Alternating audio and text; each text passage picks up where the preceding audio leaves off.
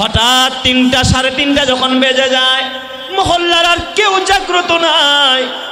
রাত্র ৩:৩০টায় আমি ওযু অবস্থায় হাঁটতে হাঁটতে একা একা নদীর পাড়ে গেলাম। হাতে আমার একটা ছোট টর্চ লাইট। আমি আস্তে আস্তে যখন নদীর পাড়ে রওনা, আমি মসজিদের দিকে তাকায়া দেখলাম মসজিদের ভিতরে কোনো কারেন্টের লাইন নাই। হঠাৎ দেখি পুরা মসজিদটা নূরে নূরান্বিত হয়ে গেছে, আলোকিত হয়ে গেছে। সুবহানাল্লাহ জোরে কোন সবাই, আরো জোরে কোন আল্লাহু আকবার। হুজুর আমি আশ্চর্য হয়ে গেলাম, কে লাইট জ্বালাইলো অথচ কারেন্টের লাইন সব খোলা হয়ে গেছে, ভেঙে যাবে, এখানে কোনো লাইন নাই, বাতি নাই, দরজা তালা মারা, কেউ ভিতরে ঢুকতে পারে না, কিসের আলো আমি বুঝি না। দূর থেকে আমার টর্চ লাইটটা আমি মেরেছি, দেখি ওখানে কি আলো মারার সাথে সাথে দেখি অন্ধকার, কিচ্ছু দেখা যায় না। কাছে গেলাম, গোটা মসজিদটা দেখি কোনো মানুষ নাই, কোলাহল মুক্ত, কোনো আলো নাই। হুজুর আমি ভুল করে বাড়াইছি এই লাইটটা মারার কারণে। কিছুক্ষণ পরে ভাবতেছিলাম আর হাঁটতেছিলাম, সূরা রহমান আমি তেলাওয়াত করতেছিলাম। কিছুক্ষণ পর আমার মহল্লার যে মুয়াজ্জিন সাহেব, এক গ্রামের কৃষক মানুষ, আজান দিত। আমি না থাকলে নামাজ পড়াইতে এমন কিছু মুয়াজ্জিন আছে না নাই? সাদা দিলওয়ালা মানুষ, তিনি একজন বুজুর্গ মানুষ, তাহাজ্জুদ পড়ে। আমি হাঁটতেছি, হঠাৎ দেখি পশ্চিম দিক থেকে আমার মুয়াজ্জিন সাহেব খুব দ্রুত গতিতে আগায় আসতেছে। রাত্র তখন ৩:৩০। আমি আশ্চর্য, কিরে মুয়াজ্জিন সাহেব কই থেকে আসে?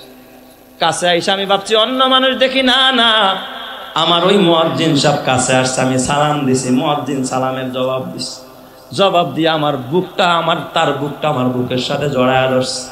একটা সুঘ্রাণ আমি তার বুক থেকে পাইলাম, তার শরীর থেকে পাইলাম। বিদায়কালে মুয়াজ্জিন সাহেব বলে, আমার একটু ব্যস্ততা, ইমাম সাহেব এই যে নেন একটু হাদিয়া, 2টা খেজুর আমার হাতে দিস, নেন ইমাম সাহেব খেজুর 2টা খান। আমি কেন খাবো না, মুয়াজ্জিন যে চিনি, সব জানি। খেজুর 2টা খাইলাম, এত মজা, এত মজা, আমার মনটা জুড়ে গেল, মনে হয় যেন আমার পেটটা একেবারে ভরে গেল। আমি গেলাম, কিছুক্ষণ পরে ফজরের আজান হলো, সবাই নামাজে আসলো। দেখি আমার ওই মুয়াজ্জিন সাহেবটাও নামাজে আসছে। নামাজ শেষ কইরা মুয়াজ্জিন সাহেবের জিজ্ঞাসা, মুয়াজ্জিন সাহেব এই খেজুর কোথা থেকে কিনছেন, কোন বাজার থেকে আনলেন? এত মজার খেজুর তো কোনোদিন খাই নাই। মুয়াজ্জিন ডাক দিয়া কয়, কিসের খেজুর, কে দিছে আপনাকে? আপনি না আমার রাত্র ৩:৩০টায় আমার খেজুর দিলেন। মুয়াজ্জিন কয়, না কই, আপনার সাথে তো আমার ওই যে দেখা হয়েছে, আর তো দেখা হয় নাই। ইমাম সাহেব বলে, আমার শরীরের লোমগুলো দাঁড়ায় গেল। আপনার মতো দেখলাম, আপনি কথা বললেন, আপনি আমার খেজুর দিলেন। ইমাম সাহেব ডাক দিয়া আমার বুঝতে বাকি নাই, এই নদীর পারে এই মসজিদে আমি একা তাহাজ্জুদ পড়তাম তা না, আমি মাঝে মাঝে মসজিদে ঘ্রাণ পাইতাম, মনে হয় কোনো জিন্নাতের এখানে নামাজ পড়তো। মনে হয় শেষ নামাজটা পড়া ওই জিনটাও মসজিদের মধ্যে কেঁদেছে, আল্লাহর ঘরের মহব্বতে কেঁদেছে। আমার কান্না দেখে, আমার ভালোবাসা, হয়তোবা আমার জন্য সে জান্নাতে খেজুর হাদিয়া দিয়া গেছে। উত্তরবঙ্গের এক ইমাম সাহেব, এ আমার বাজান সিরাজগঞ্জে, এই যে যমুনার পার, আমি এক মাহফিলে গিয়েছিলাম যমুনার পারে। ওখানে যাওয়ার পর বয়ান শেষে এক ইমাম সাহেবের কারগুজারি শুনলাম। এখনো ইমাম সাহেব জিন্দা। ইমাম সাহেবের কারগুজারি যেন আমার জীবনকে পরিবর্তন করে দিয়েছে। আজব এক কারগুজারি ইমাম সাহেবের। মুসল্লিদের সামনে ইমাম সাহেবের আর্তনাদ। ইমাম সাহেব ডাক দিয়া বললেন, হুজুর নদীর ভাঙনের পার, যেই মসজিদটা আস্থা নদীর ভিতরে ভূগর্ভে চলে গেছে। এই যে কিছুদিন আগে আপনারা দেখেছেন পদ্মার ভাঙনে ও মাঝির ঘাটে কয়েকটা মসজিদ একেবারে আস্থা পানির ভিতরে চলে গেছে, দেখছেন কি দেখেন নাই? সিরাজগঞ্জের ওই ইমাম সাহেব যেই মসজিদটা পানির ভিতরে চলে যায় যমুনার ভূগর্ভে, ইমাম সাহেবের কান্না। কয় হুজুর একটা টিনের ঘর মসজিদ, তত উন্নত না। এই মসজিদের আমি দীর্ঘদিন প্রায় 30 বছর ইমামতি করেছি। হুজুর ইমামও আমি, মুয়াজ্জিনও আমি, খাদেমও আমি। আমি বললাম, ভাই বলেন, এতদিন মসজিদের সাথে জড়াইছেন, আল্লাহর ঘরের সাথে যার সম্পর্ক হয় ওই মানুষটার সাথে সম্পর্ক হয় কার? আরো জোরে বলেন না, কার? আল্লাহর সম্পর্ক হয়ে যায়। এক মুসল্লি ডাক দেখা, হুজুরের সামনে বলা ঠিক না, আমার জীবনে বুঝ হওয়ার পরে আমি যতদিন নামাজ পড়ি আমার হুজুরে কোনোদিন তাহাজ্জুদ মিস করতে দেখি নাই। ইমাম সাহেবের ব্যাপারে মুসল্লি সাক্ষী দেয়। আমি বললাম, ইমাম সাহেব বলেন এমন আপনার কি অন্তরের ব্যথা? উনি আমার ডাক দিয়া বলে, হুজুর শোনেন, আমার এই মসজিদটার কাছে যখন নদী চলে আসছে, ভাঙনের সময় চলে যাবে, আশেপাশের ঘর বাড়ি সবাই ভেঙে ফেলেছে, মসজিদ জীর্ণ শীর্ণ অবস্থা, আমি তখনও নামাজ পড়াই। কিন্তু মসজিদের যখন এক পাশের খুঁটিগুলো নিচ দিয়া বের হয়ে যায়, এক পাশ এখনো মাটিতে, আর এক পাশ খালি হয়ে গেছে, নদীর ভাঙনে মাটি সরে গেছে। সবাই ভাবছে মনে হয় আজকে রাতের মধ্যেই মসজিদটা নদীর ভিতরে তলিয়ে যাবে, হারিয়ে যাবে। অনেক মুসল্লিরাও মনে কষ্ট পাইছে, কারণ 30 বছরের ইতিহাস, যেই মসজিদে সেজদার ইতিহাস, এমন একটা মসজিদ নদীর গর্ভে চলে যাবে। সত্যিকারের নবী প্রেমিক যারা কোনোদিন বরদাস্ত করতে পারে না, যারা আল্লাহ প্রেমিক তারা বরদাস্ত করতে পারে না, কথা ঠিক কিনা? ইমাম সাহেবের কান্না।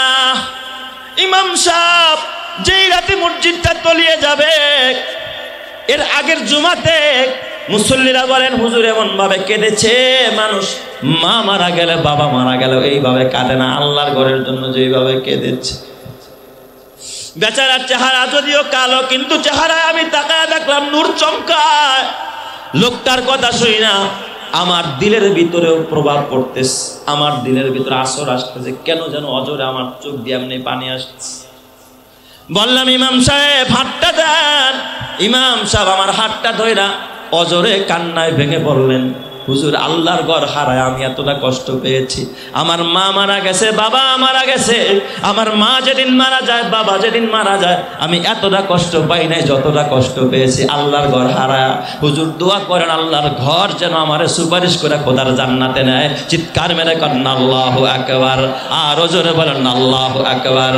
এই জন্য আমার বাবা আল্লাহকে ভালোবাসো, আল্লাহর ঘর মসজিদকে ভালোবাসো, নবী পাও নাই, নবীর ওয়ারাসাতুল আম্বিয়ারে ভালোবাসো, এই মাদ্রাসাকে ভালোবাসো। কিয়ামতের ময়দানে এই মসজিদ মাদ্রাসা তোমারে সুপারিশ করে খোদার জান্নাতে নেবে, কথা ঠিক না বেঠিক জোরে কর। ইমাম সাহেবের কান্না। আমি বললাম, হুজুর বলেন, শেষ ঘটনা বলেন, সময় কম। উনি আমার ডাক দেয়া, হুজুর যেই রাতে মসজিদটা চলে যাবে, আমি তো আর আরেকটা কাছারি ঘরে থাকতাম, রাতের বেলায় ঘুম হয় না, তাহাজ্জুদ পড়ছি, শরীরটা ক্লান্ত লাগে, একটু শুইছি, আবার চোখ খুলে গেছে, আবার দেখি মসজিদটা তলায় গেল কিনা, বারবার রাস্তায় আস। হঠাৎ 3টা, 3:30 যখন বেজে যায়, মহল্লার আর কেউ জাগ্রত নাই। রাত্র 3:30টায় আমি ওযু অবস্থায় হাঁটতে হাঁটতে একা একা নদীর পাড়ে গেলাম, হাতে আমার একটা ছোট টর্চ লাইট। আমি আস্তে আস্তে যখন নদীর পাড়ে রওনা, আমি মসজিদের দিকে তাকায়া দেখলাম মসজিদের ভিতরে কোনো কারেন্টের লাইন নাই। হঠাৎ দেখি পুরা মসজিদটা নূরে নূরান্বিত হয়ে গেছে, আলোকিত হয়ে গেছে। সুবহানাল্লাহ জোরে কোন সবাই, আরো জোরে কোন আল্লাহু আকবার। হুজুর আমি আশ্চর্য হয়ে গেলাম, কে লাইট জ্বালাইলো, অথচ কারেন্টের লাইন সব খোলা হয়ে গেছে, ভেঙে যাবে, এখানে কোনো লাইন নাই, বাতি নাই, দরজা তালা মারা, কেউ ভিতরে ঢুকতে পারে না, কিসের আলো আমি বুঝি না। দূর থেকে আমার টর্চ লাইটটা আমি মেরেছি, দেখি ওখানে কি, আলো মারার সাথে সাথে দেখি অন্ধকার, কিচ্ছু দেখা যায় না। কাছে গেলাম, গোটা মসজিদটা দেখি কোনো মানুষ নাই, কোলাহল মুক্ত, কোনো আলো নাই। হুজুর আমি ভুল করে পালাইছি এই লাইটটা মারার কারণে।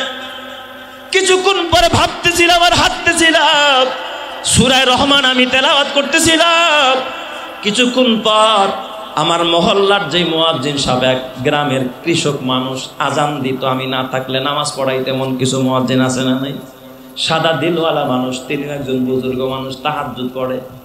আমি হাঁটতেছি, হঠাৎ দেখি পশ্চিম দিক থেকে আমার মুয়াজ্জিন সাহেব খুব দ্রুত গতিতে আগায় আসতেছে। রাত্র তখন 3:30। আমি আশ্চর্য, কিরে মুয়াজ্জিন সাহেব কই থেকে আসে?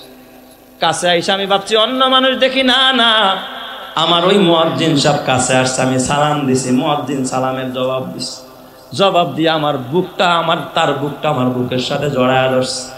একটা সুঘ্রাণ আমি তার বুক থেকে পাইলাম, তার শরীর থেকে পাইলাম। বিদায়কালে মুয়াজ্জিন সাহেব বলে, আমার একটু ব্যস্ততা, ইমাম সাহেব এই যে নেন একটু হাদিয়া, 2টা খেজুর আমার হাতে দিস, নেন ইমাম সাহেব খেজুর 2টা খান। আমি কেন খাবো না, মুয়াজ্জিন দিয়ে চিনি, সব জানি। খেজুর 2টা খাইলাম, এত মজা, এত মজা, আমার মনটা জুড়ায় গেল, মনে হয় যেন আমার পেটটা একেবারে ভরে গেল। আমি গেলাম, কিছুক্ষণ পরে ফজরের আজান হলো। সবাই নামাজে আসলো, দেখি আমার ওই মুয়াজ্জিন সাহেবটাও নামাজে আসছে।